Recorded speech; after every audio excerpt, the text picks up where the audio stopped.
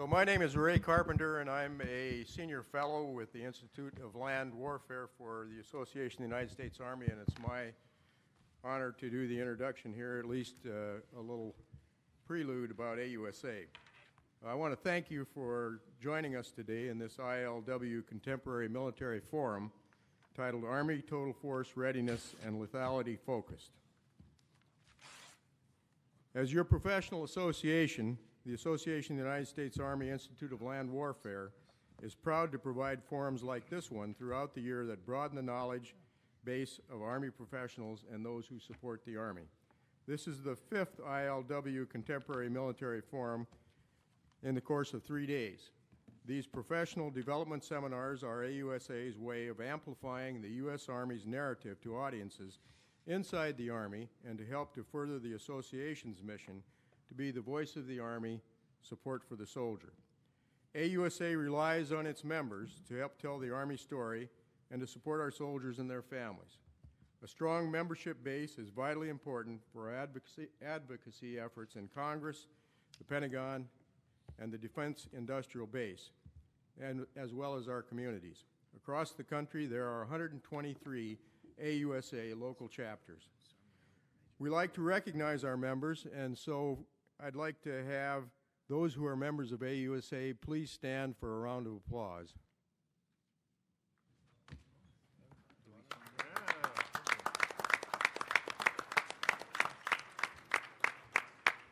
And for those who didn't stand, we'd like to have you visit booth number 307 downstairs, or go out on AUSA.org and join and become a member.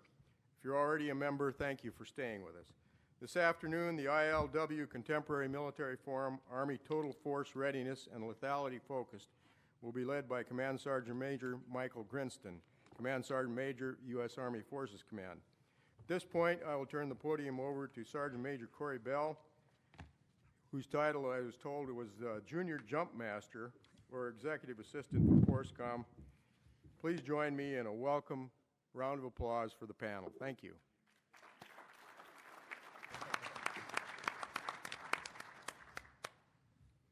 Well, thank you for the Junior Jump Master portion there. I appreciate it. We say that the NCO Corps is the backbone of the Army. So today, for the first time ever in FORSCOM history, we've got living proof of why the Army is the best in the world. If you look to my left, you'll notice a panel comprised of nothing but Command Sergeant Majors for all three compositions of the Army. These Command Sergeant Majors play a vital role in the topics of readiness and lethality that will be discussed today. We're joined today by our panel chair, Command Sergeant Major Michael A. Grinston, the 21st Command Sergeant Major of the United States Forces Command. You can go ahead and turn the lights back on, please. Okay, we did it again. Okay. Without further ado, Sergeant Major Grinston. Okay, we had a light moment this morning where all the lights went out. So we've already listened to the chief, and he did a great job. We had a wonderful lunch. It's day 2 in the afternoon. So turning down the lights and then putting blinding lights at us, we said, let's go ahead and leave the lights on. So I'm extremely proud to be here today. And if you weren't here this morning, we had a panel with Sergeant Majors this morning. I think we had one with I think it was the Guard and the Army Reserve yesterday. So now we've got the total Army panel. We've got every component is represented here. And I do want to say what I said again this morning. This actually shows the strength of our nation, is when this is actually a FORSCOM panel that was asked to be led by General Abrams. And General Abrams said, I would like this to be a CSM panel.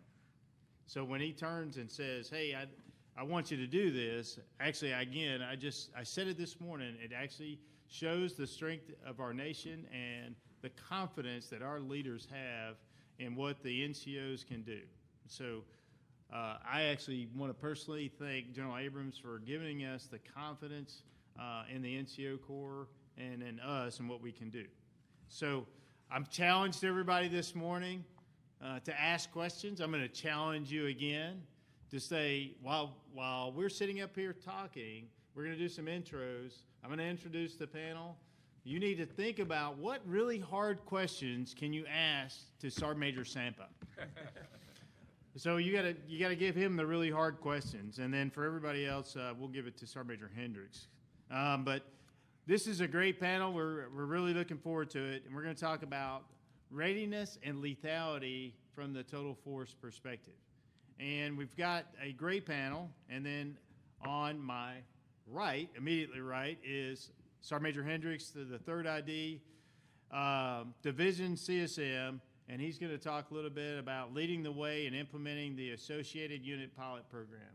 To his right, we have Sergeant Major Sampa, the Army National Guard CSM, which brings experience and building readiness to prepare the Army National Guard and units to deploy for war.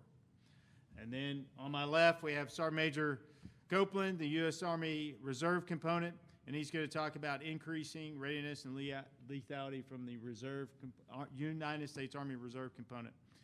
Sergeant Major Anderson, the 377th, all the way to the left, the TSC, and he's going to talk a little bit about the CSSBs at the CTCs, and he's going to give us a perspective on how we're doing in our training from a TSC perspective.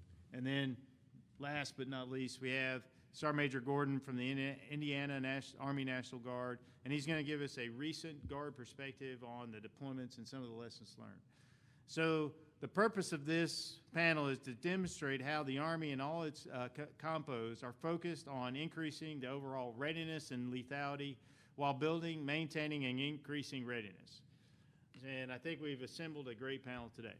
So without further ado, I will go ahead and take the lead on the slide. Next slide. Got these wonderful slides. Okay. We're going to talk about one Army. We are clearly one Army. The chief has said it for a long time. We've heard everybody talk, but it's more relevant today than it ever has been. But have we had to change in the past few years? Absolutely. So the first thing that we've looked at in the last year is how do we mobilize the total Army? If you look at the threats about a year or two ago, we said, did we have enough facilities to mobilize? And we have two. Currently, there are two mobilization sites. Correction, a year ago, we had two mobilization sites. And could we mobilize the total force in those two sites in Texas? So as the FORCECOM took the lead and said, do we have that right? And then we expanded and we said, we probably need about 9. So from a total Army perspective, that is important because how do we mobilize the full total Army and get those sites up and running? We're going to have people on call, ready to go at the mobilization force generation installation. And we had to expand those because it was almost impossible for us to get everybody out of 2 areas in Texas. Just the sustainment and the mobilization and the rail cars to go through one state weren't ready. So about a year ago, we decided we needed to come together, and we all got together in the great state of North Carolina at Fort Bragg, and we said, how are we going to do this? And that was the first time in a long time did we look at every mobilization force generation installation site and say, do we have it right? And then we saw that we needed to increase those. We went from the 2 sites, and we kind of did some warm basing to go for 9.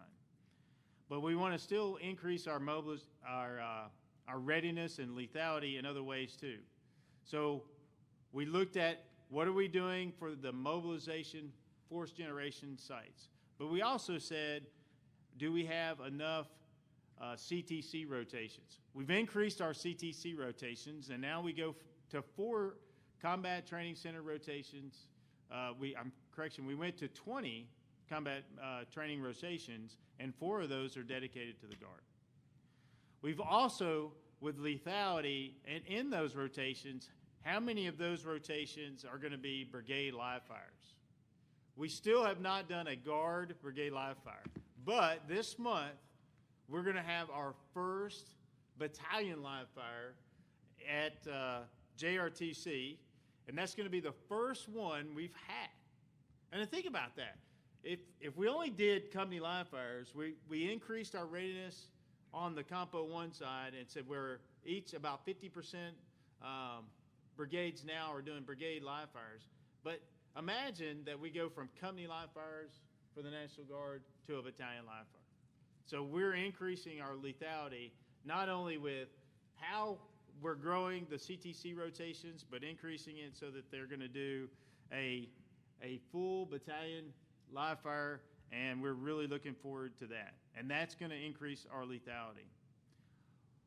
So that's the investment in training. But we've also invested at the high end on the soldier tasks that we look at.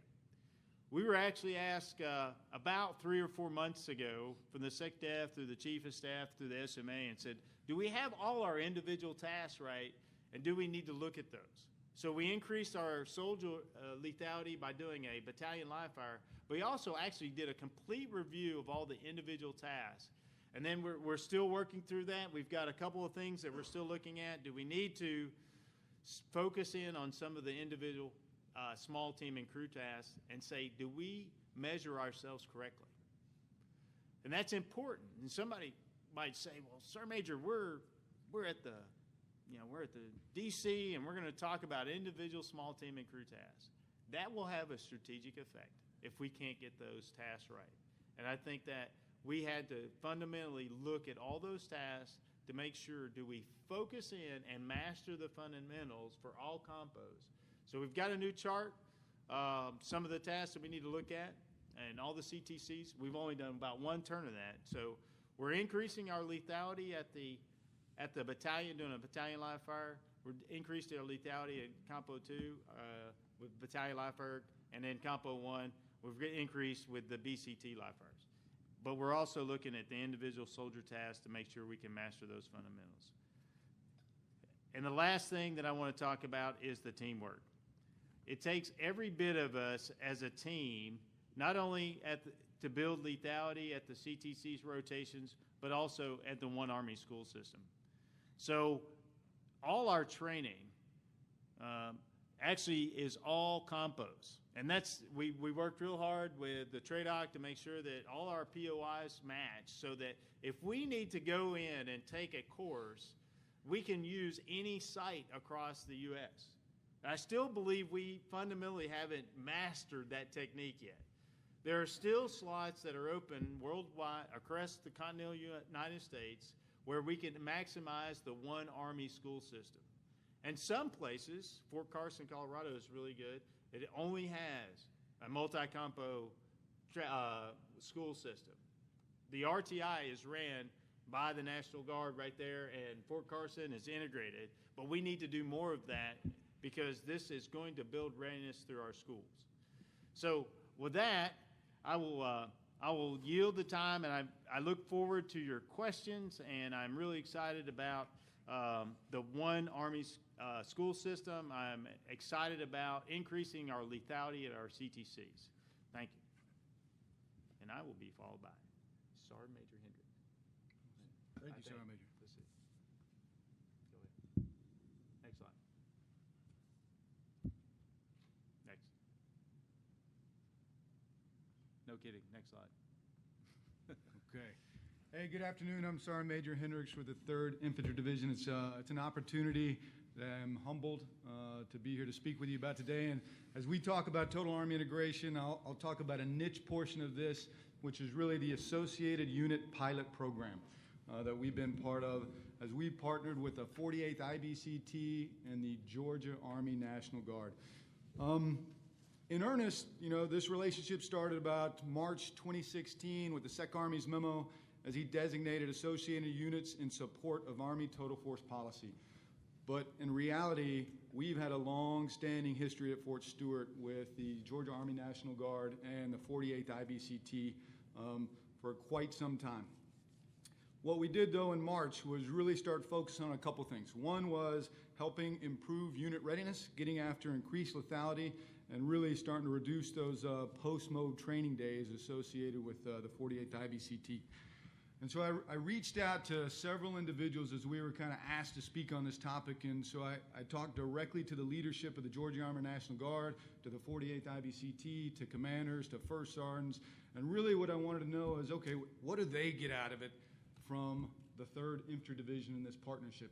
And so what we really found out is that the thing that they enjoyed the most is that they got an unprecedented kind of experiential leadership development for their Army National Guard BCT, because remember, they are in a non-divisional state. And so to have a division headquarters over the top of it, especially one that had like readiness goals, was the thing that they thought was the strongest portion of this relationship. Also, as you look at the state Joint Force headquarters, that really is not designed to replicate what a division does. And so the operational headquarters functions of the 3rd ID fit very well and nested with what they were looking to do. And then there were some other aspects of this, is the assets that state may or may not have based on their own force structure. The 3rd Infantry Division could provide as we move forward. The piece of this that is not really talked about a lot is, well, what does 3rd ID get out of this relationship? It is not just one way, it's a two-way street. And so as we looked at it, and talking to General Quintus, the division commander, he's like, hey, these are opportunities for us to build readiness. The ability to provide support and OCTs and training and to sit in the quarterly training briefs with this brigade is our opportunity to continue to build readiness, not really to eat away at it. And so that is one of the things that he jumped up at the most, is every opportunity we got to partner with the 48th IBCT, he was going to move forward that because it helped build our own readiness. It also, so it's one thing to understand what they do. When I say they, the National Guard, the Reserve, Compo 2 and Compo 3 do when they come on Title 10 and they're prepared to deploy. It's another to understand what that means when they are not deployed. And so for us to be involved with the challenges that they get to see on a daily basis, where they have to deal with employers and soldiers and keeping them retained, was incredible. Matter of fact, we recently got to attend a battle handoff ceremony. That's something I'll tell you I've never seen in the active duty military, and was one of the most impressive things I got to be a part of, and hopefully we'll get to talk about it a little more. The other aspect that I'll tell you is having an IBCT. Although I'm in the 3rd Infantry Division, we are a mech division. There's no doubt about it. We just had the 2nd IBCT transition over. They are now an ABCT. So the 48th gives us an infantry BCT that really helps round us out, as well as we have Task Force 128 down at Fort Benning. So it really kind of helps us gain some situational awareness and gain capability as we transition to a mech force. And so what are the touch points that allow us to do the things I just described? And I'll just hit them briefly. Is when they did their CTX, which is really XCTC, right? So exportable combat training capability, and it tries to replicate a CTC-like experience at home station. They were able to do company live fires, platoon and company sticks, platoon live fires. We provided the overarching framework in support with the 188th Training Support Brigade that really provided the OCTs for that training experience we got to do at Fort Stewart. I would tell you there is no difference from our standpoint. They wear our patch. They're in the quarterly training briefs. They do their LPDs. They do their LTPs. They do the planning conferences, the rock drills. They are different from no other brigade that we have. And so I would tell you, as soon as I came on board, and I think I see him sitting in the back there, but Sergeant Major Tagg, he had done a great job already with kind of incorporating them in as part of the team. And so it is blurred for me when I talk about the 48th IBCT in our efforts. And really, I'll just kind of finish up with that. And as you look at the slide, there's several other things that we can talk about, and hopefully get to those in the questions. But these are kind of the reasons that I think have influenced this relationship to be as strong as it is. Yes, geography significantly matters. Being at Fort Stewart, having Hunter Army Airfield, having Fort Benning with the 128th, and those resources, and that we are the primary training site for the 48th IBCT, regardless of this program, yes, it matters. It matters a lot. We've also been able to, as they are preparing to go to OFS, we will do all of their JRSOI right there at Fort Stewart, which is it's a great relationship. Similar readiness goals. We've kind of already talked about that, but having a division headquarters who understands their mission set, I would tell you, is another key to success, which really ties into that third bullet comment, which really should be, if I was going to say anything, this third bullet, it is everything. relationships, relationships, relationships. That is why this AUP works. The relationships that were built before we even started are the reason it has been a smooth transition for us. And then if you know anything about the Guard, it definitely helps that we only have to deal with one adjutant general. And so as we look at those resources and as we try to coordinate the efforts of the 48th IBCT, that has helped out significantly. And so at this point, I will hand it over. I think I've hit my time, and I'll wait till questions. Thank you. All right. Well, good afternoon, everybody. The Army's number one priority is readiness, and that's no different in the Army National Guard. Our number one priority is readiness well, too, and you would think it's because of the lethality of the combat mission. That's one aspect of it. Our number one priority for readiness is because of our mission for homeland response, whether it's due to weather or man-made disasters. We have to be ready at any given point of the day and time, because the states, the citizens of our states, and the citizens of the United States rely on the Army National Guard to be their first responders to their disaster. Not only disasters, but to law and order missions, such as rioting for demonstrations, social. You see it all the time of rioting and all that. The National Guard is part of that as well, too. So that's the reason why we are, our number one mission is readiness because of that. We fight in an austere environment in those cases, because when a hurricane go through, it tears up everything. And our soldiers have to make do with what's ever left and to support their communities. So again, our number one mission is readiness on the homeland side as well as lethality. Because again, we've now been engaged in this war for over 17, 18 years, and we have, like you heard previously, we have all meshed together to total Army. We have AUPs. We have MIG-pods that go downrange with the division headquarters. We have the total Army school system. A lot of Compo 1 and 3 students are in our RTI classes in that school system. We're all being trained the same. So again, we are out there involved and ready to go with this total Army. Right now, as we speak, there's over 22,500 soldiers deployed for OCONUS mission, with nearly 3,000 on duty today for homeland response. Homeland response meaning fighting fires, hurricane, volcano, and right now, Florida and Alabama is preparing for the hurricane that's going to hit them tomorrow. So again, our Army National Guard is very active all the time. In the Guard, we have 3 touch points. We have 3 things we have to balance. And 2 of those things, we have touch points every day, 7 days a week. Meaning that right now, I may be touch point with my military and my family. What's in the hanging is the civilian job. Tomorrow, I may have my civilian job and my family, and what's hanging is my military. So if I don't balance that correctly, one of those things is going to fall.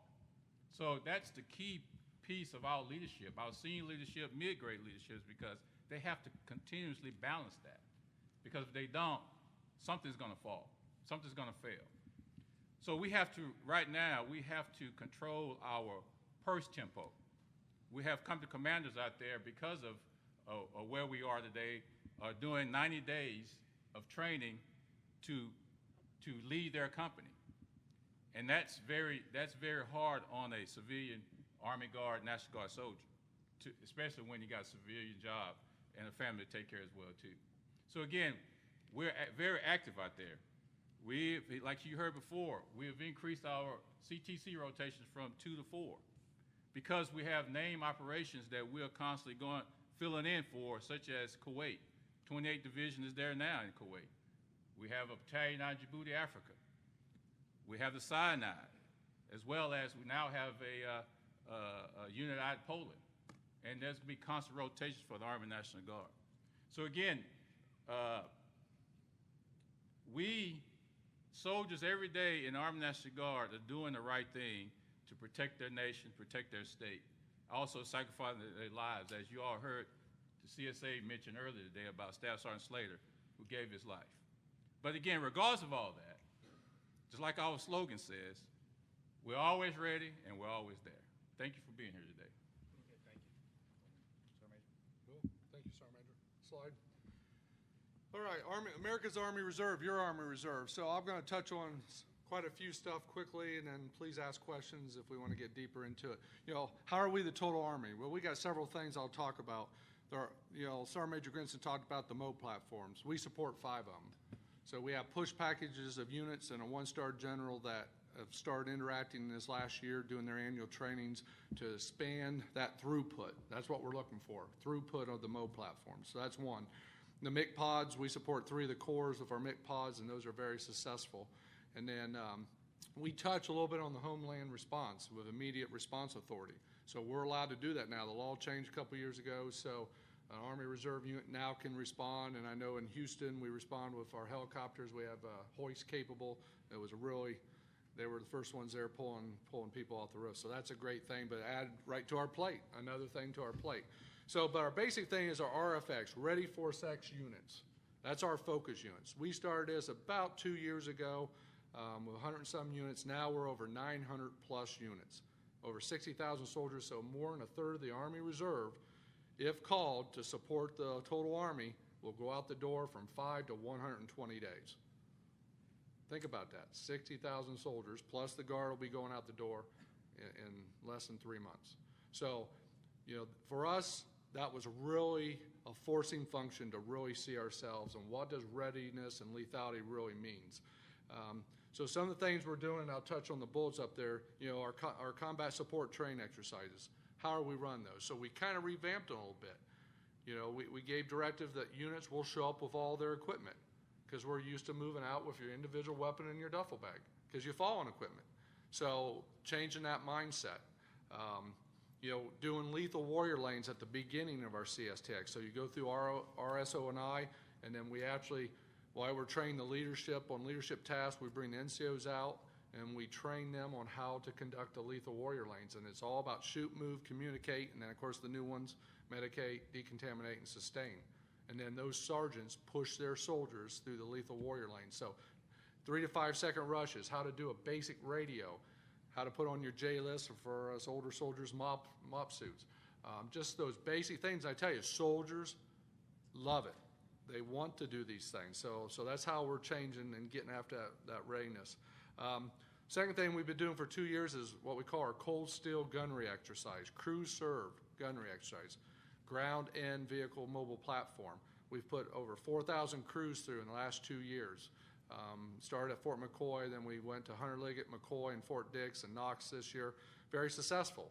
But to get after readiness and crew served weapons, and leading in, we did some live fire convoy end of this last year in CSTX. So very successful, but definitely got us to see ourselves, and I'll talk about that in a little bit. Talk about the first bullet, the second bullet, leadership culture change. Using our limited time to reach it. Now, we all concentrate on medical readiness, especially in the reserve force. But that's not the end-all, do-all. As I say, that gets you on the bus. So you will ship out. But what else you need? You need, we call it lethality. I also call it survivability. And I've heard that during this conference, finally. I've been talking, it's just not readiness, it's survivability / lethality. Digging foxholes again, knowing how to put on your J lists, all those things the soldier has to do to survive even before they squeeze a trigger on a weapon. But the culture change in our leadership is what I'm talking about is pretty simple. With our limited time, what do you do? Can't do it all. But I think we're so used to somebody handing us a training schedule, somebody training us. If you've been through the MO process in the Army Reserve or Guard, as you stand up to get the MO platform, you do your SRP-1, SRP-2, you get about 50-some% cross level, so you got to get those soldiers into your unit, signed to where they're going, and then you do all the mandatory briefs that the theater requires, and then you get to MOB station. So we have right now, it was put good to me the other day, and I had a hard time summing up, but our senior leadership, so That's our division and up, 2-star generals and CSMs up. They understand what we did 20 years ago. They understand training management, fighting a near-peer competitor, using your time a little smarter, multitasking, those terms that you don't hear much anymore. Then we got our very junior leadership company level. Those first sergeants and commanders don't know any different. They come in, they maybe deployed, maybe not. So they're just doing what they're now being mentored by the next level. So that's the medium grade. For us, it's 05, 06, and some are 1-star sustainment command teams. All they know is deployment. Rotational readiness, you're home a year, you're back out the door, and somebody helps us do it. Somebody helps train us, somebody gives us equipment, you fall in on equipment, you don't have to bring your own, you don't have to maintain it. So we have to do a culture change. We have to get those mid-grade leadership back to where we need them to be. And we're working on it with what I told you with the CSTX. Leadership knowledge and skill sets goes right in there. How do you multitask? First sergeant's busy. But how do you do your admin tasks? How do you multitask? How do you get your NCO Corps in a unit, which is our biggest asset that I know we're not probably utilizing the best in the Army Reserve, to get all those mundane tasks plus trained soldiers. Getting that mindset back. And then expectation management. What can you do in your limited time? Because you only have, technically for us, 48 hours a month. So what do you do? What don't you do?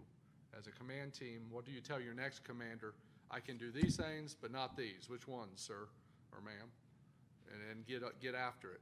Right now, I think we're spinning pretty hard to try to figure that out, and we're not getting what we need. So I'm looking forward to any questions, get more detail in some of this, but thank you. Sir Major. Thank you. Next slide. So on behalf of the 11,600 Army National Guard soldiers in Indiana, I want to thank you for being here. During 2018, Indiana National Guard deployed basically in every combat command in the world. 13 deployments and about 13 exercises. The current sustainable readiness model also has allowed the Army National Guard to maintain a force that does not see that readiness plunge that we used to see in the past. The funding that Army National Guard received to maintain the SRM is just about right. Additionally, the funding associated with our soldier readiness and equipment has allowed us to achieve these levels. And I'll talk about that and answer questions about that when we talk about our deployments. And also, the Indian National Guard has a long-standing relationship with state partnership with Slovakia and Nigeria, and it was also increasingly lethality into our forces and partner nations, and through building and sustaining long-lasting relationships that we've had with countries and our alliances. As Sergeant Major Champa said, another uniqueness we have with the Army National Guard is our mission to provide our governors ready units and time to need. And Indiana, we provided units last year in Texas and Florida, and we've provided units in South Carolina, North Carolina this year. And we're also providing support down to Southwest border operations. And these operations also allow us to execute mission command and even mission essential tasks, which support our training strategies to achieve readiness for decisive operations. The Army National Guard's investment in equipment readiness and modernization has allowed our forces to keep pace with demands required for the sustained combat operations, as well as during rigorous training periods leading up to these missions. On the Indiana side, like I said, we've deployed around the globe this year, and really culminating with the 76th Infantry Brigade, as some of the pictures show, with Pacific Pathways. The 76th IBCT, on the train up towards that, did XCTC like was stated.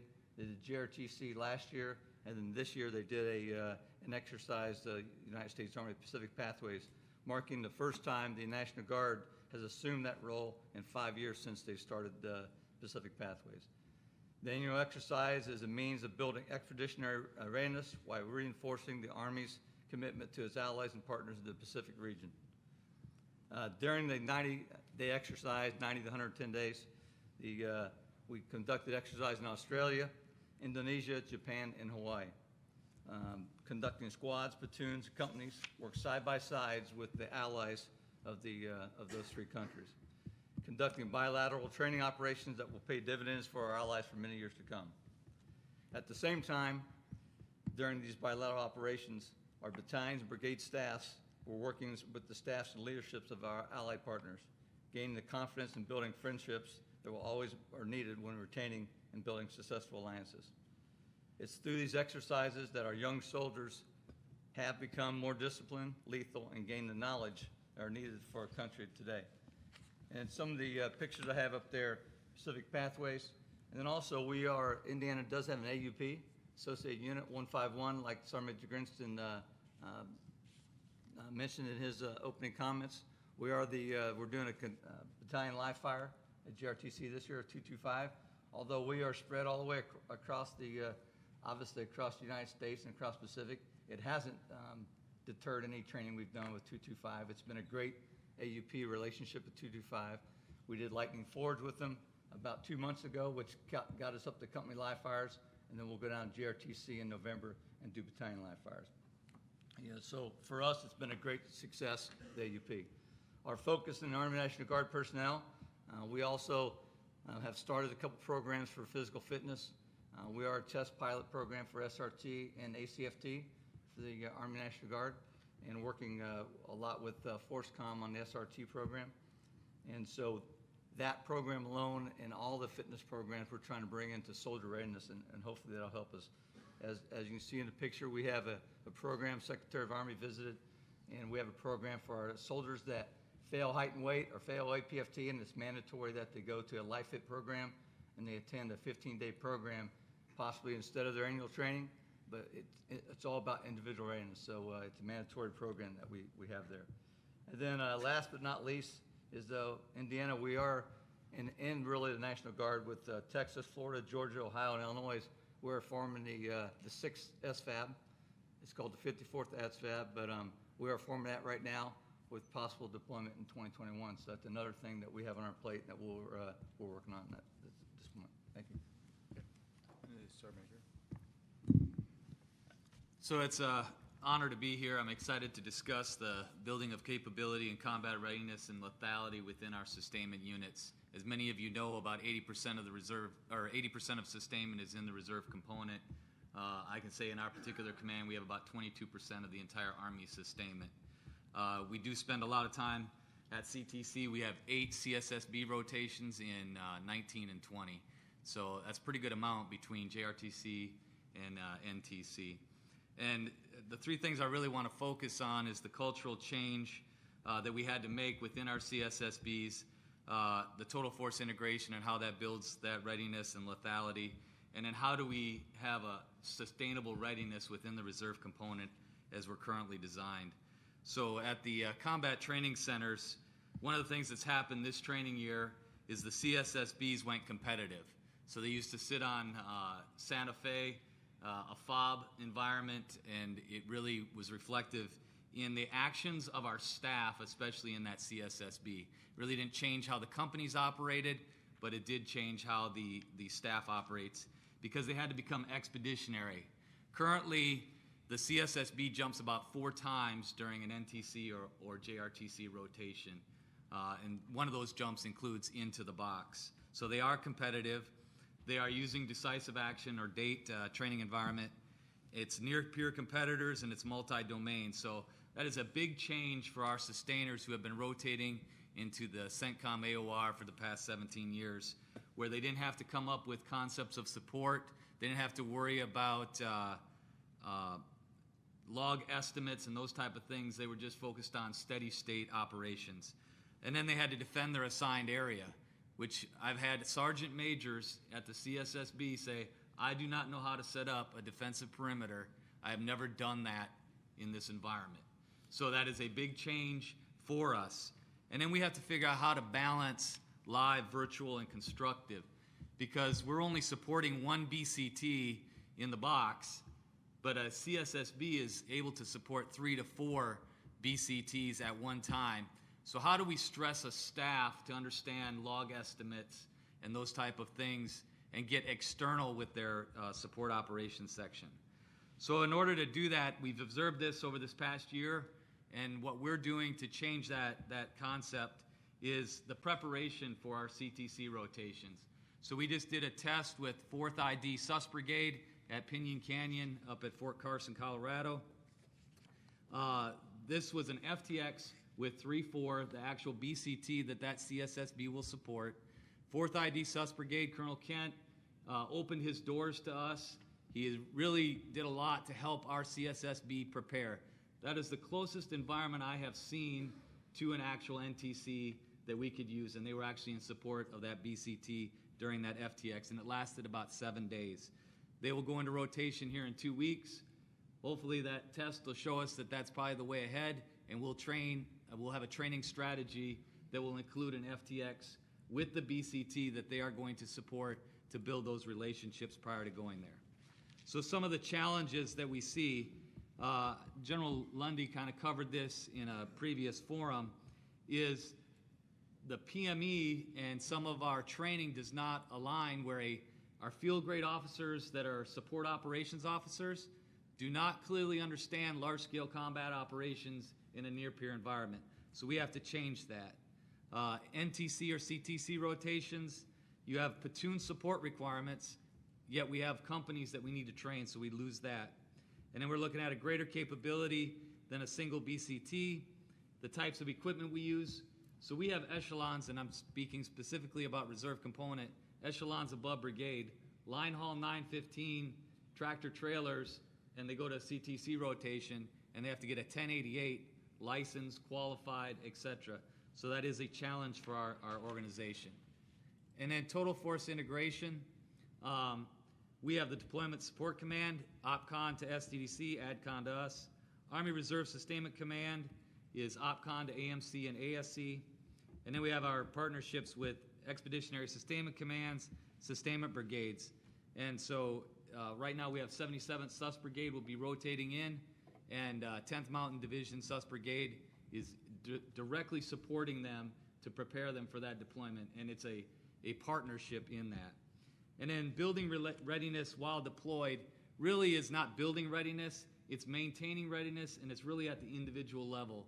Because of the way we deploy, we currently have an Expeditionary Sustainment Command in the CENTCOM AOR, and that unit was put together about 180 days prior to deployment, and most of them will come back, but they'll have that experience to go back to their other units to use.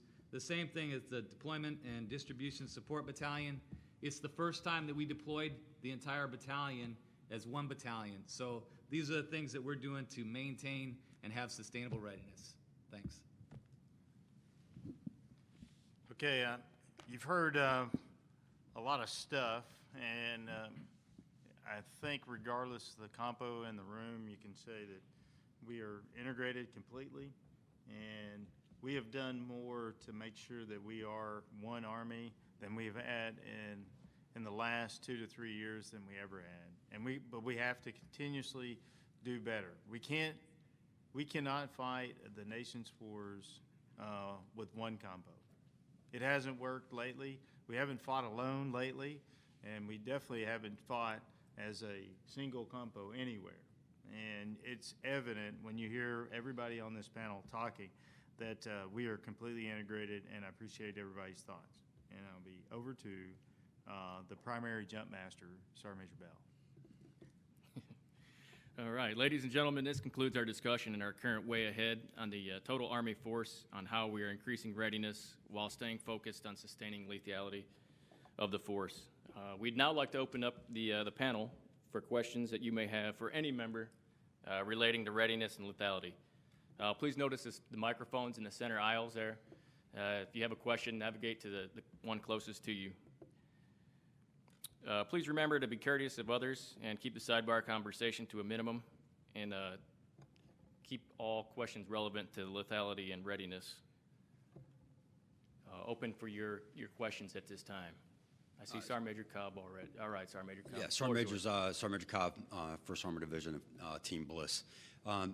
My question is, I know we have discussed or in certain circles about a CONUS DEROS date. To me, that ties back to lethality and readiness in a couple ways for me, because I have armor crews and, of course, gun crews. I'm able to assign and align those crews based on DEROS dates. So when I have to break a crew, I can break the whole crew instead of individual crews across the board. And when I do that, I'm kind of chasing my tail with gunneries and having to do additional gunneries to then recertify those crews. So I'd like to get your thoughts on that. And my other part is kind of keeping soldiers based on station longer than 36 to 48 months, kind of like we're doing now. I know homesteading is kind of a bad word in some circles, but within that you build readiness and lethality because those crews stay together longer, which is able them to become more lethal. So I'd just like to get your thoughts on both of those topics. Thank you. Okay. I'm probably going to be the one to answer on the CONUS DEROS, and so I'll dive on that hand grenade right now, and I'll see if Sergeant Major Hendricks wants to talk about anything else and pile on this soldiers based longer in your location. So we worked with Major General Menace, the DAMO FM, and HRC. We brought in, the G1 of the Army, and we all came to FORSCOM and said, how can we build some crew stability in our formations? Because we're just moving people, sometimes it's moving. And we said, well, could we have a date? It's not about moving folks across. And if you were in the forum this morning, I talked about our narrative is that people have to PCS. That kind of goes with why, yes, FORSCOM is an advocate for just having some predictability so we know when folks will leave. So if I know that you're going to be pulled out of the unit on 16 June 2019, I can prepare for that. But the problem we're having, and that's why we went back to HRC and said we actually want, I don't think we're going to get that in the next, year. It's going to take us a lot of time to actually try and get this. But if I know you're leaving in 16 June of 2019, I can be predictable and say, okay, let's switch that team out. I can go ahead and shoot my gunnery, and I don't have to shoot another gunnery. But right now, our problem is that we don't know you're leaving on 16 June. I shoot gunnery on April and May. I get you fully qualified, and then wham, we get the orders. And what we're getting back for HR, well, they've been on station for 3 years. You should have known. No, we didn't know. So we can't just forget that we have to train our folks. So we're pushing hard. We've already had one meeting. But this is going to be hard work to figure out how to do this. And it's all about building some predictability within our formations on the Compo 1 side, because we're shooting gunnery like every month just to stay relevant, and we're trying to get out of that. Now, there's a caveat with that. All of us need to understand the systems that have been in place that enable you to build some crew stability. We still have units that don't understand the rules that they have. You can submit a crew stabilization memo. And I know Sergeant Major Cobb knows that, but a lot of your subordinates don't. There's many a time when somebody stands up at a different level and says, Secretary of the Army, if I just had my master gunner, I got them fully trained, and then they get put on PCS orders. And we'll come back, and SMA and I will all look and go, well, did you know that we've already said that there's a memo that you just submit to HRC that says your master gunner will be stabilized for 1 year? You just have to ask. But they don't know the rules that are there right now. They're available. So we are absolutely trying to work on getting a CONUS-based DEROS so we can get some predictability. But I'd ask you to educate all your commanders and your sergeant majors at the brigade and battalion level. HRC doesn't submit that memo for the master gunner to be stabilized. That's a unit-based 4187. And they don't know sometimes, so they just, they complain that their soldiers got pulled out. So there's some things we've done with policy. We're still trying to work on that DEROS. It will take at least a year or two, if ever, to get that done. And it's going to be hard, but we're working on it. And then the second part of that question, I actually said I was going to turn it over to Sergeant Major Hendricks. Let's see what he has to say. So, crew stability and having your primarily it's staff sergeants you're talking about that are getting yanked for drill sergeant, recruiter, AIT, platoon sergeant, a whole host of things. Also very important for readiness, to build readiness for the Army. This has been a huge problem, as you talked about. You've been in long enough, you know that, when we were in Europe and we had 5th Corps, it was great because you knew when who was coming in, you knew when they were leaving. It gave you predictability on a gunnery schedule, who you were locking in, when you were locking in, and then when you needed to double up on your crews. And so I think that's what we're trying to get to. Easier said than done with the policy as we go forward to try to have a CONUS-based DROS.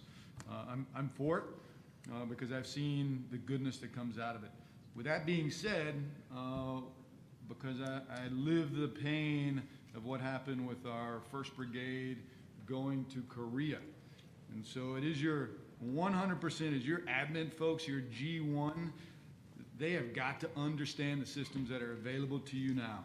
And so we tied in with HRC, we got an education, and it was a heck of an education, and then we got the brigade to submit their crew stabilization rosters. That does not mean you put everybody's name that's in that brigade on a big list and you turn it in. We tried that. They didn't like that plan. So all kidding aside, HRC has been phenomenal. And I just use Korea, and I usually don't say that about HRC, but they have. They have done a really good job of helping us properly man that brigade at 90%, making sure we had crew stability. And what we have to do now is they're coming back out of Korea. We're getting ahead of the problem. So if you know you got folks that have been on ground 3 years or more, which is about 40% of that brigade, you need to start proactively working with HRC to say, hey, these are the ones we would highly recommend for drill sergeant, recruiter. These are the ones we want to look at PCSing, so that way you don't get caught short, because the sustainable readiness model is significantly different than the old R4 Gen cycle that we used to do. But it takes consistent and persistent oversight with the right folks to make it work. Because if you don't pay attention to it, it falls apart pretty quickly. Okay. I do want to follow up because that's why I write notes down when you ask questions. The home base station, do we want them there longer? And do we want to, homestead, I think was another piece of that. I want to say yes. And I would ask brigade, division, and corps to say, if they're just moving people to be moving them, that's why you need to jump in and at your appropriate level say, hey, don't move people to move them. That doesn't make any sense to me. And I just assume at the appropriate level, if a soldier's been on their station for 5 or 6 years and you just want to move them from Bragg to Campbell for no apparent reason, I would ask you to say, please don't do that. But the caveat on that is that that's not really the problem right now. The problem is we're growing the Army. So as we grow and we look at priorities, and the chief, let's say I want to put a MLRS battalion in every division, I got to grow that. I have to pull NCOs out of a current organization to put them in another organization. That's the only way that we can grow a new unit. You can't just add I guess you could. You could just say there's a whole bunch of privates and throw them over here. So that's actually why a lot of our folks are moving. That's one. Is that it's not that we don't want them to stay there longer. It's that the requirements are that we have to move them. If you've been on station 4 or 5 years and you're a sergeant, about to be a staff sergeant, and you can pass the position of trust, you're going to get orders for recruiter, drill sergeant. You may volunteer in SFAB. You may be owed the SF selection. There's all these things that are happening. And I think that's actually what's happening with our folks. When we say, hey, I have a requirement to fill as an Army because we are actually growing the Army, is causing some of our friction to move. And if for all the in-service recruiters in the room, they'll say, well, a lot of soldiers re-enlist to PCS. And that's the second thing that gets folks moving off your installation. I love you, 3rd ID, but I want to go to, I don't know, Fort Carson, JBLM. So we re-enlist, and do we stop them from re-enlisting? The answer is normally no. So about 50 to 60% are soldiers that re-enlist and say, I want to go to location X. So to answer your question about home station and leaving folks on station longer, absolutely. Don't move them just to be moving. But most of the time, it's because of Army requirements, growth of the Army, or a soldier's re-enlistment option. And it's not just HRC moving to be moving. That's the research I've done. Okay. Yes, Sergeant Major. Hey, Sergeant Major Rourke, 10th Mountain Division. Just a quick question on AUP. So we have both sides of the spectrum. So we're partnering with the 86 IBCT. They're in Vermont. Great partnership. We get to use the Jericho Training Center out of it also. But we have the other side of the spectrum. We have 310 that's with the 36th Division.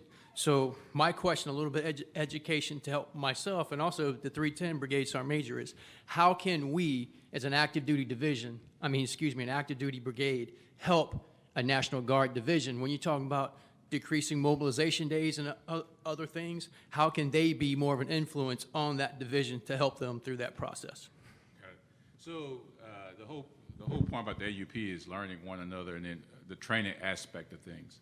So, of course, our leader, we have great leaders in Army National Guard, but again, to stay intact with the Compo 1 leadership and experience and the new trends or whatever, I would ask, you can help our units by staying in communication with them, inviting them to your leadership, sharing that information with them as well.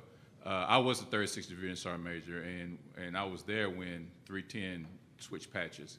And the first thing I did was get Sergeant Major Blah to be involved in my monthly leadership teleconference. And his first, he was making a joke out of it, and he said, it was at 1900 on a Tuesday night, and he said, Sergeant Major, we didn't do that 1600 here, but I'll still be part of your meeting. We won't yell at Sergeant Major Blah. but no, it was all in fun. But that's why I say it's a whole training aspect of this. So whenever we can collectively train together, involve each other, leadership conferences or meetings, that's the whole intent of this whole AUP process. And then Sergeant Major Dyer back there, who is the state Sergeant Major for the state of Texas, he can be involved, have that relationship. You all can talk to him if you haven't talked to him already. Yep, thank you.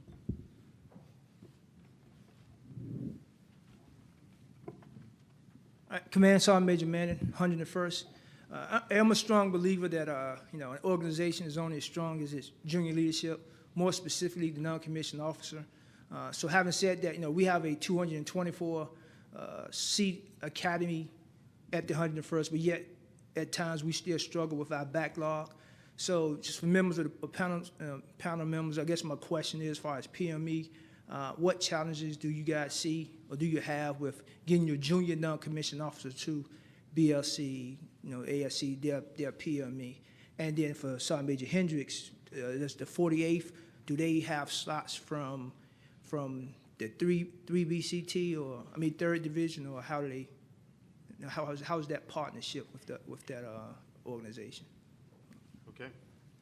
Since I actually asked Sergeant Major Gordon to see how does he deal with some of his PME, and their PME is a little bit different. So I figured I'd just.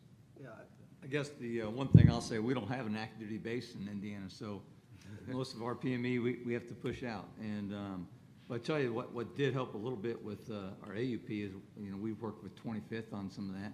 We've actually sent some guys to the 25th on that, so that has helped. I think we've sent some guys, our partnership with division with the 101st.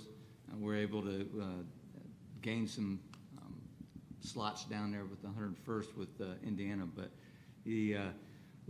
I think the part we struggle with PME is probably some of the low density MOSs, and I think we're working on that right now. And it's probably the ALC and SLC. It's we don't struggle. We're catching up on the BLC, but we're struggling with the ALC and SLC and some of the low-density MOSs, and we're working a lot of things with that right now with the reserves and active duty on how we get back on track and get those MOSs, because a lot of those MOSs are longer than 2 weeks, and so our soldiers with all these days, and we talk about AUPs and some of these units that have 54 days instead of 39, and then you add another 15 or 21 day PME on there, and it takes a lot out of a soldier that's a traditional soldier, like Sergeant Major Stampa said, trying to balance those three factors that we struggle with the Reserve National Guard. Okay, Sergeant Major Hendricks. Yeah, Sergeant Major, it's, so bottom line is 48 get slots. And especially because you understand how hard it is for them to go to school when they're really off cycle. And then when they get in the window and we bring them on, we prioritize 48 at the top. Not at the expense of the FORSCOM priorities as folks that have made cutoff already, our star MOSs. But we've maximized our BLC because they fall under us. So we have the ability, we're doing about 60 folks more than we have to because we put more instructors in there and we have more classrooms. That has helped us out greatly. And we also knew that 48th was coming, and so we will basically give them October, November, December. We'll maximize the slots that they get. Now, what we do ask them to do is, one, make sure at the brigade level that they are checking their folks for APFT and height weight, because we don't want to get them in there and have them not meet the standards, and then they get tested at the end, so you lose those slots. I don't want to lose any slots, and they've done a great job on kind of managing that internal to the brigade. And the other thing we do is really, because I'm not going to push the installation or active duty components out the door, we also use Florida, and we also use Nebraska to send our soldiers to those locations because they allow us to send folks there as well. So it is kind of a, you know, you send as soon as you hit the roster and as soon as you have those available, we will maximize slot, and the CG will 100% pay to send folks wherever they need to go if they've made the cutoff. Okay, I think that answered your questions. I'm sure there's some Compo 2 and 3 in the audience. Okay. I'm not calling you out, but I'm pretty sure we've had only Compo 1. But Sergeant Major Burgoyne, Cliff, you're up next. But I'm shocked that our other components haven't asked the question. Sergeant Major, so Sergeant Major Barnett, I'm Compost 1, I'm in 189, but I spend most of my time working with Compost 2 and 3, helping their readiness out of JBLM. So out of 1st Army Division West at Fort Hood. My question is for Sergeant Major Copeland. I spend 90% of our force spends 90% of their time working with the Compost 2 and 3, working with their readiness, but the rest of my time I spend on unsats for our Compost 3, which has been my struggle for the year on spending my time and spending money on trying to get those better or get them out of the United States Army Reserves, but it's just taken us a long time. Just what's the way forward to get those folks on those unsats? That was not a softball. No. I tell you, it's just not your problem. It's our problem.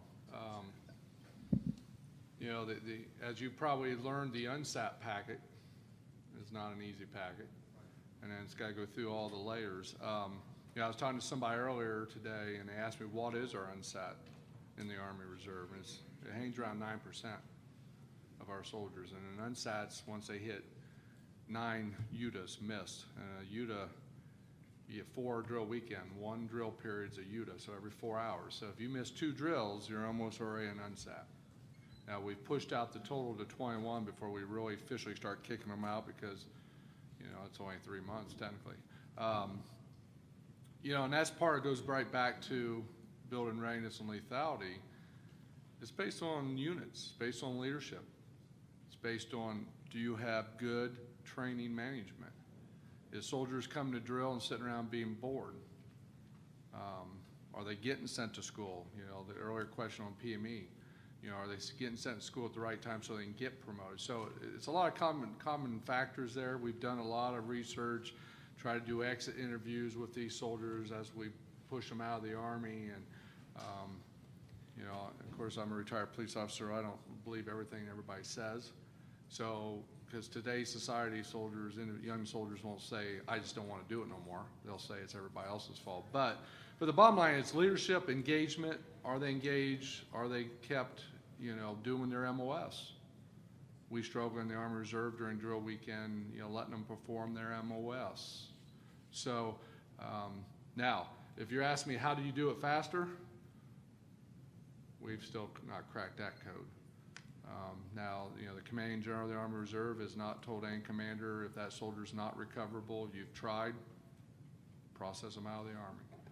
But, you know, if you really look at the process, it's a JAG, SJA process to get to that senior commander. So, you know, we have not really cracked the code, you know, on how to streamline. Several units have, but it's up to that GO, the authority, releasing authority.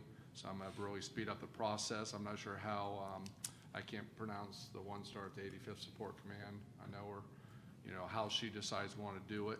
You know, some units have streamlined that it goes right from the company to the one star, and as the one star SJA is reviewing the packet, they send the email down to the 0506 for their input. Others make it go through each level, which adds, as you can understand, at least a month or two in the process. And some units have been very successful. A06, 05, you want input, you got a week. By that time, the JAG's going to put it in front of the GO. And that's worked very successful for some of our units. But if you could help crack the code, and I'm a firm believer it's all about engaging the soldier, keeping them, because I'm also a firm believer I can pay Specialist Grinston a lot of money to come to drill every weekend, but if he's bored and don't do what he, you know, don't do Hula Army stuff, he ain't gonna stay around. He's got better things to do. So, yeah. So if you need help, if you think you really have a problem, talk to me. I can maybe help to make sure your process is streamlined as best as possible.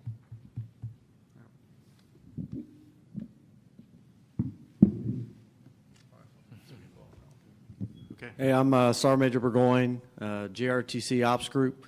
2 comments and 1 question. One is that I don't think we have really marketed the success of the 36th Infantry Division as they went to TAC South and worked with 3101 and 182 with Sergeant Major Cobb over here. I thought that the 36th ID put their best foot forward, and it really showed the total Army. And then as far as Sergeant Major Hendricks and the AUP, we witnessed the AUP and how it worked at JRTC, and I will tell you, I'll tell everybody in this room that Sergeant Major Hendricks and his crew did a phenomenal job, and the AUP works. It's a success story from a JRTC perspective. My question is really for the right side of the panel over here. How do we close the gap between a regular Army CSSB and a reserve CSSB? Because if you take a look at the way we work at GRTC rotations, there still is a huge gap in capability between the active duty CSSB and the reserve CSSB. And then we talked about earlier, you mentioned that, you know, you bring all the equipment to a rotation, but that right now still during RSOI still does not hold truth as far as JS list and such like that. How do we close the gap between regular Army and reserve? I'm going to say that's to my left, your right. Because I think that was for all of you people. My right, your left, Sergeant Major. You're an Alabama fan. I got it. Go Bucks. Whatever. So we just visited JRTC and spoke with Colonel Garner, and one of the things that we in Compo 3 are looking at from a CSSB perspective is you have a notional sus brigade at JRTC. So what we're going to try to do is align our sus brigade to go there. You'll have the support operations cell work in the SOC with some oversight so that we can train also our sus brigades. So your SOC personnel that do this all the time, kind of give them some oversight, OCT if you will, SMEs to kind of watch that, and then put the staff of that sus brigade over in the MCTC to actually exercise that staff. Because mission commanding one CSSB isn't going to really stress a sus brigade, so we got to bring a lot of virtual into there. But they will actually mission command that CSSB there, and we're going to make it where that sus brigade is the CSSB that's there. But what I was going back to is our challenge with the CSSBs that I said earlier is we have training exercises in the Army Reserve that we've been doing for years where our units expect to go to that training exercise to train. They're not used to going to a CTC rotation where they're executing the mission. They expect to come there and train to do their mission. So it's a mindset. You've done it for years with BCTs, but in preparing them to go. So our job is we got to better prepare our CSSBs. Now, from an equipping perspective, and we discussed it with Colonel Garner, and we discussed it with, I cannot think of his name now, but the 916th Sus Brigade commander out at NTC, that we're looking at our TSC out of California, the 79th. They will have an equipment set, and they will have the CTC rotations for NTC for one training year. The 377th in New Orleans will have the equipment set for all the CSSB units going through to include all the trans units, quartermaster. We'll put an equipment set there with JCR log, with SINGAR's radios, etc., so that they're already there pre-positioned. And we'll do the rotation for 1 year of all the CSSBs going to JRTC. It'll be pure to our command, and it'll be pure to their command. The next training year, we're going to swap them so that we don't get complacent with just a JRTC and an NTC where people start understanding those two entities that we flip-flop them. So that's kind of how we're looking at the future to better prepare our CSSBs and make them more, if you will, parallel ready as the CSSBs in Compo 1. Yeah, and, yeah, go ahead, sir. All right, I want to talk about the 36th Division, and you're absolutely right.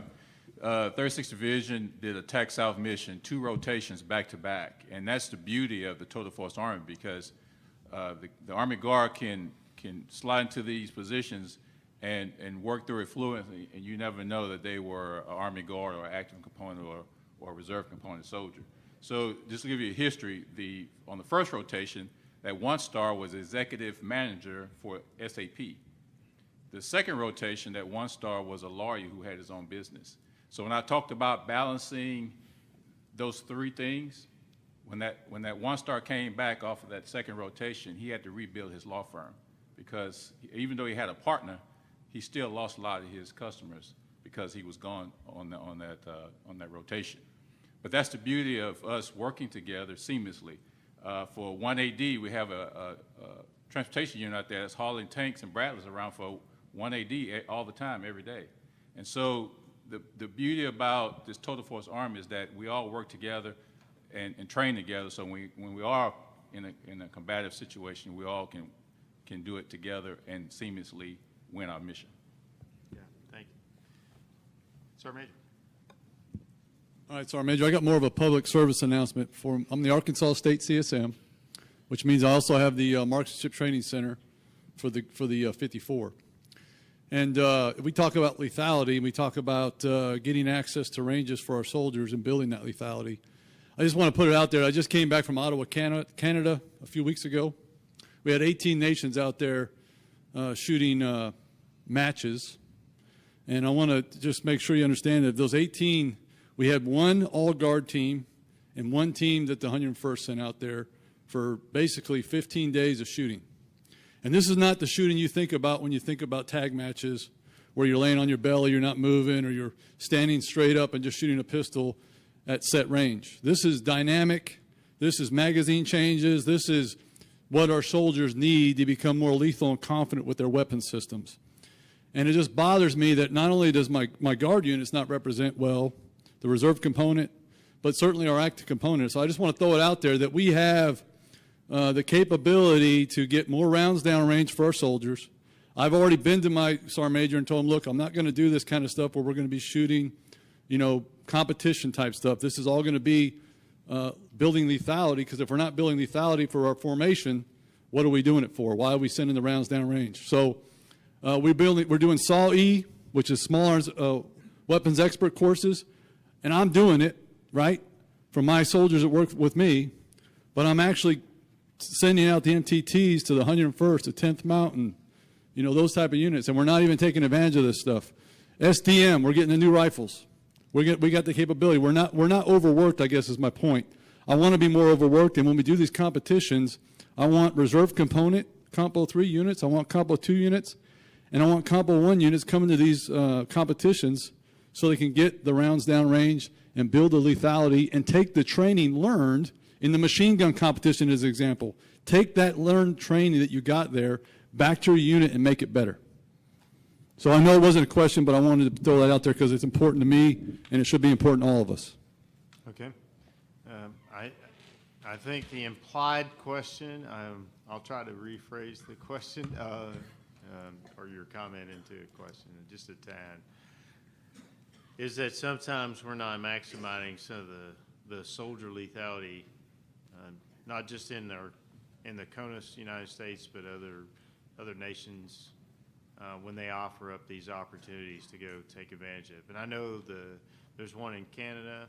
The Australian has a big national marksmanship competition. I know 25th normally sends somebody out to those.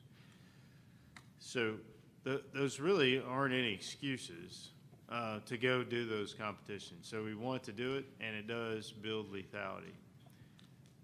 But I will put in a paid announcement, since I am pretty much the force provider, that we're busy. There's no excuses, because there is time, there's plenty of time to find time for our soldiers to train and become more lethal. So don't take what I'm about to say any other way than that there is plenty of time to find time to make our soldiers more lethal. It's there. But at the leadership level, we sometimes get, kind of overwhelmed. Is that if I have to send a brigade to UCOM and an ABCT to UTOM, then I have to send an ABCT to Korea.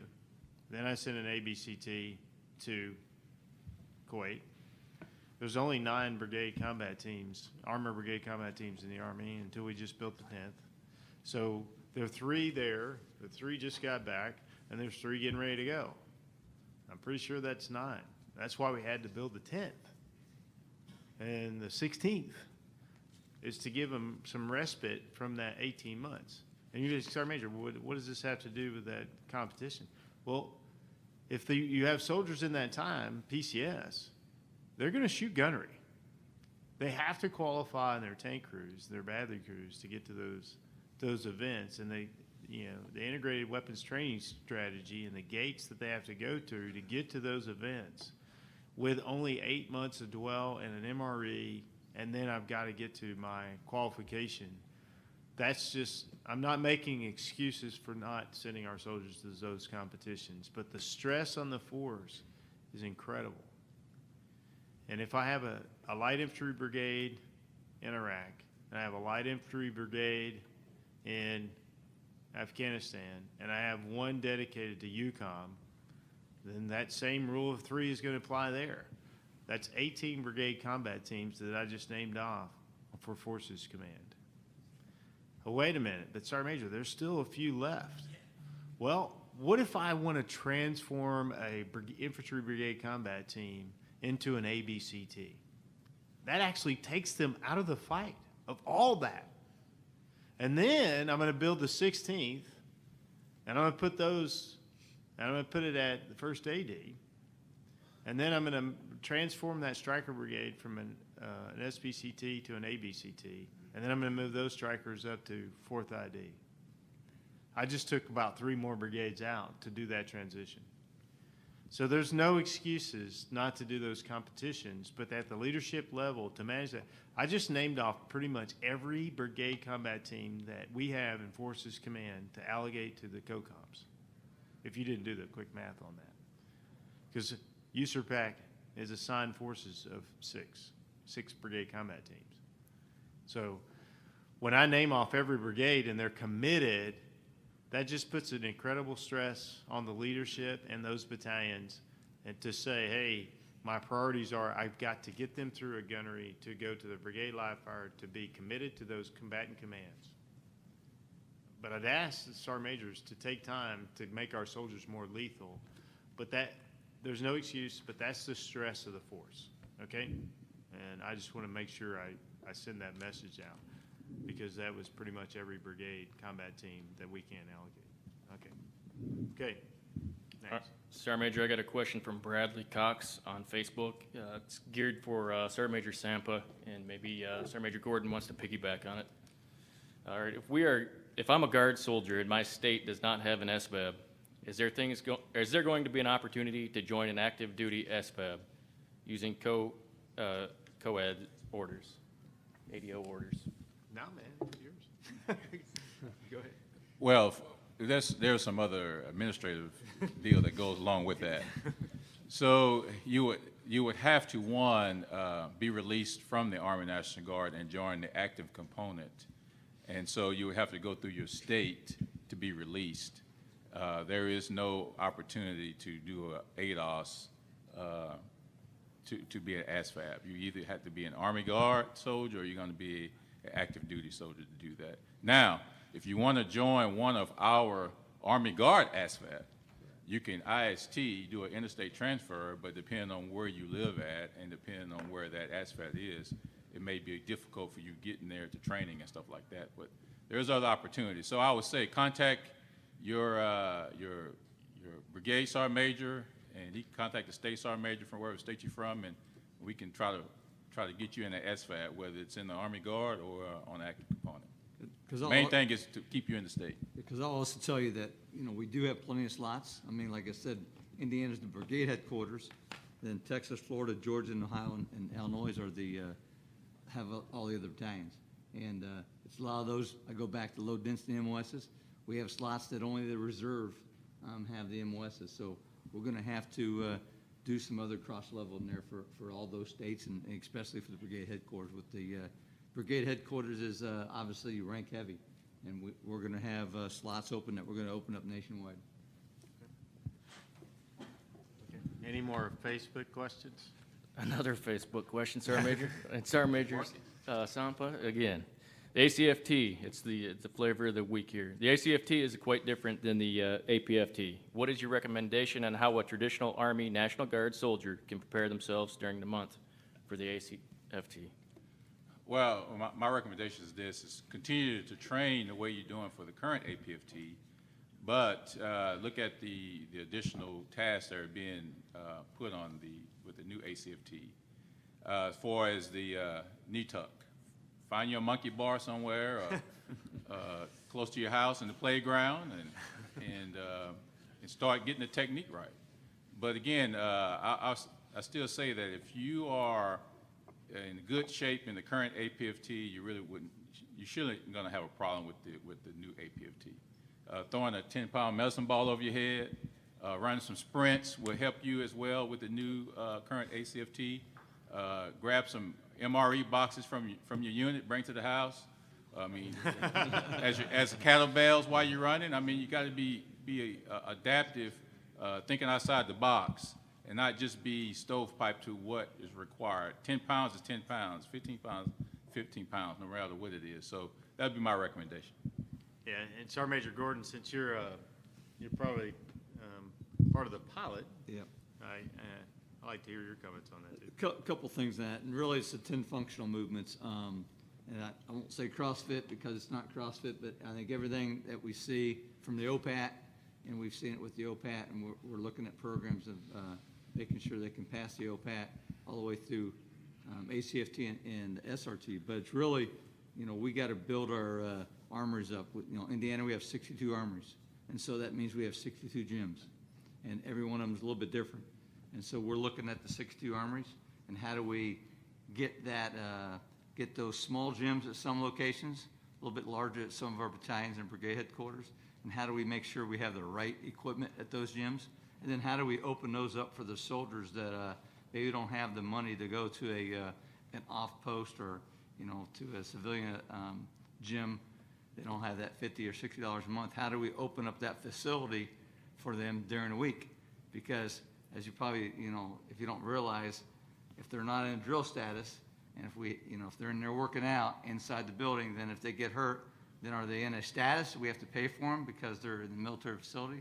So do we, there's all those things that our great lawyers have to look at and decide because they're not really on drill status. They're on drilling 2 days a week. or 2 days a month, sorry, for some. And so we're looking at all those, and how do we build those facilities to give those soldiers those opportunities to work out during the week. And Sergeant Major Hendricks talked about battle handoff, and we're really focusing that also all the way up to the basic training and AIT level to make sure they get all the right training and build those facilities up so when they do that battle handoff and they get out to the units, they're ready to take the ACFT in a couple of years when it comes around to it. So it's a combination of all those, getting facilities ready, getting the facilities so our soldiers can actually go in and use them in the right status. And we're working all those through the next couple of years. You know, from the Army Reserve side, exactly, we have over 700 reserve centers all over the world. So we got a lot of work to do on that. TRADOC's just put out a document, a pamphlet that tells you what PRT events support each event, or exercise support each exercise on the ACFT. If you look at this, there's a lot of things you can do that supports every exercise. So, you know, it's going to be difficult for us, but I tell you, as I'm finding out, that's the biggest question I go, what about the ACFT, and it won't affect most soldiers for over a year yet. But it's not as hard as it sounds. And getting ready for it won't be as hard as it sounds. You know, I put all my 2-star CSMs through it a couple weeks ago, and, you know, once you go through it, the big mysterious, oh my God, disappears. It's not that hard. We had old 2-star CSMs that were meeting the standard no problem. So, shocking. Yeah, shocking. So I'm assuming standards may get a little harder, but yeah. So there is a TRADOC pamphlet out there. We're pushing out, of course, across our force, but it does match up PRT exercises with ACFT exercises. So to help you out. Yeah, I actually, you know, and I love Sergeant Major Semple, and I just want to jump in is that, and you heard the Sick Army talk about this at the opening ceremony, you know, about Renaissance. And I mean, are you going to be, everybody in this room, and you know, sometimes we all need to be on the Renaissance side and say, how can I do this? Not, why can't I do it? And that's what I loved about your comment. It's you figure out a way to do it, and not figure out a way not to do it. And as soldiers historically have been notorious, they'll work harder getting out of something than they will just going. If they'd just done it in the first place, it had been done, it's over, it's finished. They'll work so hard trying to get out of something than they would to actually do it and get it over with. And that's what I think that I'd like to pile on for once and say, when we walk out of here, for all of us, find a way for all leaders to say, how could we can do this. And don't find ways on how to not do it. So you'll just work yourself to death trying to figure out how to not do something. And the reason why I know about the monkey bar, because there's a monkey bar on the trail I run that I use, and to get my technique right. So. Yeah, we call them pull-up bars, and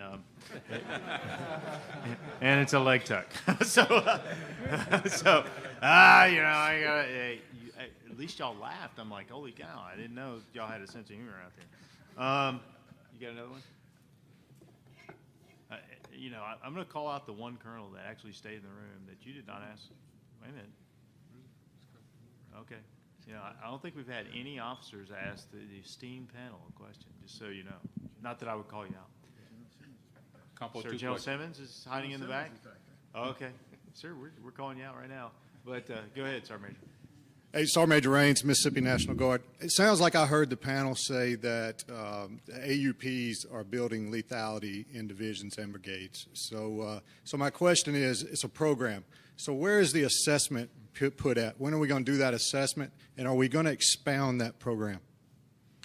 Yeah, we talked about that at ForceCom. It was actually General Abrams. And we were in the room, and he said, hey, we owe an assessment. And it was like, uh-oh. He did. We said, I think it's next year. We owe an assessment to the Army, and the Secretary of the Army, maybe up to the SecDef, I'm not sure. But we owe that feedback next year, and we actually talked about, hey, we have to get ahead of this and make sure that we provide our assessment. Right now, I think it was just one of those moments when he said it, we're all like, ugh. So we had a moment, and that's why we got a great leader. And he said, hey, we are going to provide feedback up through the chain, through the Department of the Army to the Secretary of Defense. Is this a program that's going to be sustainable? Or there's a bunch of things that we're piloting actually right now that we owe assessment. That is one. We haven't talked about expanding it yet, but we do. I think that assessment is due next year. And I think when we do that, we'll see. I mean, that's the leadership after we get the assessment. We're working on that. And Sergeant Major, you got anything to add on that? I do. So you're correct. There is an assessment. There's a yearly assessment that's been required. So we have 2016, 2017, and 2018 assessments that we have sent up. And they really focused on the three things we talked about right up front was, do we have metrics associated? Did it improve readiness? Does it increase lethality? And the one that's been a little problematic is, does it reduce post-mobilization training days? That's the hard metric that I don't think we've really kind of cracked yet. I would say in that metric, though, Sergeant Major, you can take back that some of the deals, some of the things that we've run into in Army Guard is going to require some congressional changes. Okay. For example, we have our airborne, we talked about this the other day, our airborne units, they don't jump status every month, but they only get paid $10 a month because they only get paid for the 2 days they on drill. You don't get paid for the amount of jumps, you get paid for the hazard of that. And so those kind of congressional things has to follow along with this assessment. And so it's just more to just those, is it producing readiness, post-mob? In my opinion, I think to reduce the stress on the employers, the soldier, is to mob everybody at one time, get the training, they go to do their job, go down range, come back, and they go on, versus taking them on orders, taking them off orders, that kind of stuff. So all that's what I mean by congressional changes. Hey, Sergeant Major, just one follow-on to the question based on what Sergeant Major Hendricks brought up at the end, talking about the shrinking of the post-mob days. Why are we after shrinking the post-mob days? When we talk about reducing post-mob days, we have to move those post-mob days somewhere. So where that ends up moving them is into the IDT periods and into the AT periods. And that is where we start facing significant challenges with our traditional force, because when you move a post-mob day and you put it in an IDT period, it backs up their IDT period into a Wednesday, Thursday, Friday, where they have a job they have to go to. So it's affecting us down the road. So has there been any further discussion on, hey, do we really need to shrink those post-mob days when we don't really have the transportation assets if the balloon went up to actually get after transporting those formations to where they needed to go anyway? So they're probably going to be sitting at a mob station. Okay. I'll jump on that hand grenade initially. I think the reduction of the post-mob training was not to put it in any other training location. It wasn't to increase your IDT. I think that was the original theory. It's like we reduced post-mob days not to increase your other training days, because you're right, that didn't make any sense. So that was never the intent of the AUP. So that's kind of clarify that.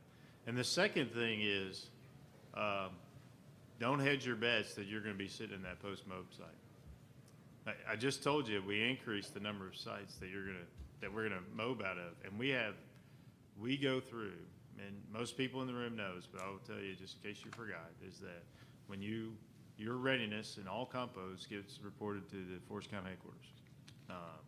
And that's probably all I can say right there. But what I mean by that is we know the readiness and the timelines that we need to get to where we need to go.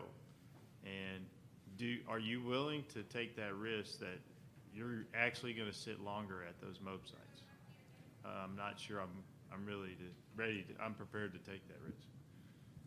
So yeah, let's talk about that for a minute. So I told you we have 900 plus units going out the door 120 days or less. So you're right. We added some training days, AT days, to some of our formations. But we owe FORSCOM, we owe Big Army. If you want this type of unit at bang plus 10, here's how close we're going to get as an Army Reserve formation. So they may have to make a political decision they start movement, bang, minus, you know.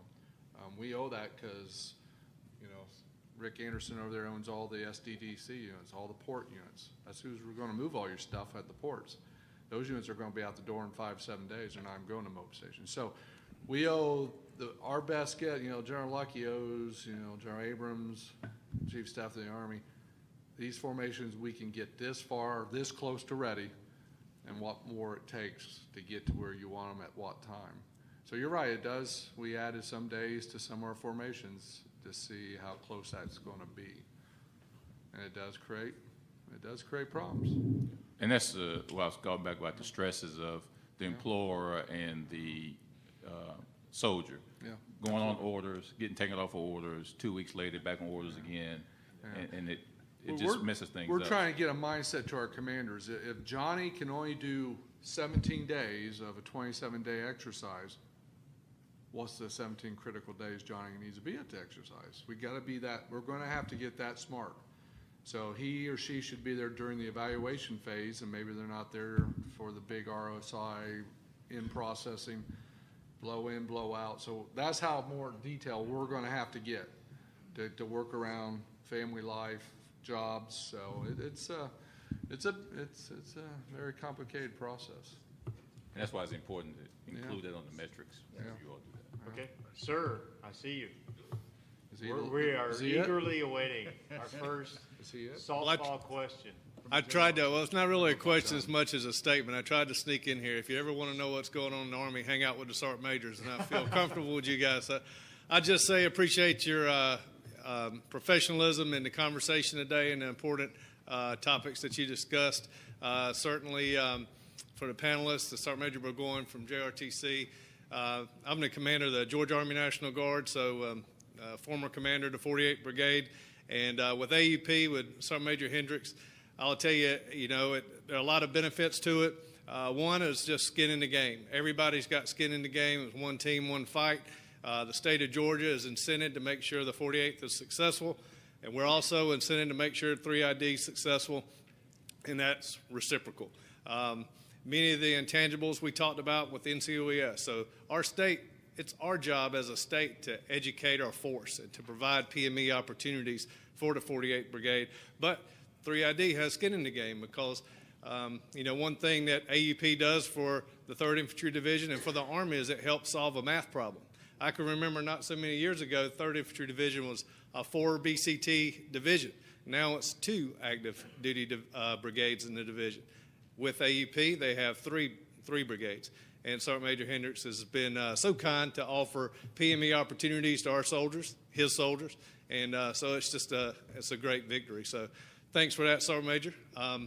Next, I'll mention the AFCT, as a challenge for the Army, challenge for the Guard. But, the state of Georgia, we're not going to be a victim because of this. I will tell you that a good Sergeant Major mentioned CrossFit. I will tell you it's all about CrossFit. The definition of CrossFit is constantly varied functional movements executed at high intensity. I know I went to the course to be certified in it. Drank the Kool-Aid, and not only did I drink it, but I know how to make it.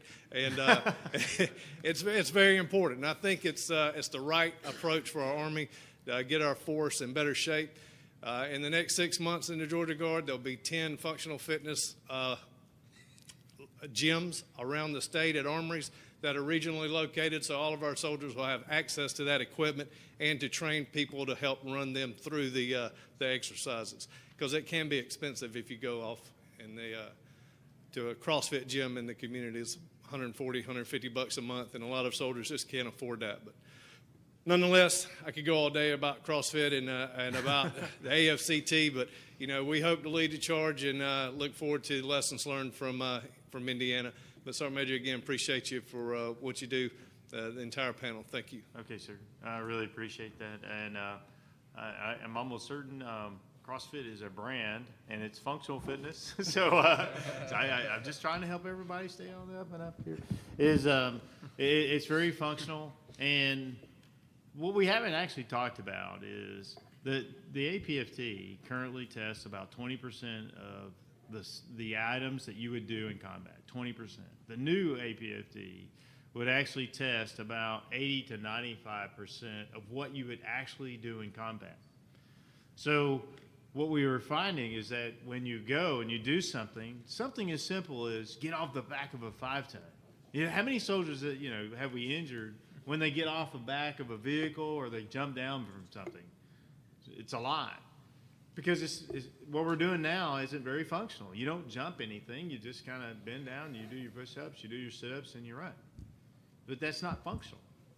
To bend down, to get up, to get down, to pull something, to drag it is functional. So when we test that, we're actually building readiness to do things that you would actually do in combat, and the new test does that. But I appreciate your comments on that, sir. Okay, Sergeant Major Bell. That's it, Sergeant Major. This concludes today's ceremony. Today's the new airborne jump master as he's going to be a battalion CSM in the 82nd, and I'm lucky to have him around the headquarters for about a month and torture him. I really appreciate everybody attending today. Good discussion, great questions, and as we close out, I can say that I'm really truly happy to have partners on all sides, and anytime I call Sergeant Major Sempa and mostly Sergeant Major Copeland here, that they answer the call and anything that we need to do, and that's really what it's about. And I think Sergeant Major Hendricks said relationships, and that's part of why you're in this room, is that you should be talking. We've got the AUSA SOC Sergeant Major. You should talk to him. It's like, hey, this all of what we do is about a relationship, because one day when you're out in the fight or something bad happens, shouldn't be the first time you pick up the phone and call somebody and say, hey, I need your help. Because then they're like, okay, well, am I really going to make that? Am I going to make that call because I don't know you? So these panels and these forums are important, but I'd ask you to talk to somebody that you don't know and build a new relationship, because it will take the total Army to do anything that we do, and not just an Army. As a nation, we haven't fought alone, so build those relationships now. And so when you need people and need some help, they'll be there for you. Thank you. Have a wonderful day. Freedom's Guardian.